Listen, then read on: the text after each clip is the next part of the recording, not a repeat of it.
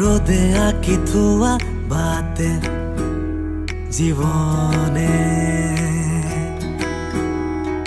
পথাৰে উৰুৱা চিলা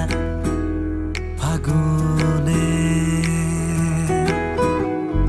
ৰোদে আঁকি থোৱা বাটে জীৱনে পথাৰে উৰুৱা চিলা ফাগুনে কেনিনো ভতিয়াই বতাহত নেজানো আঙুলিতে হেৰাই আৰাখত কিয়নো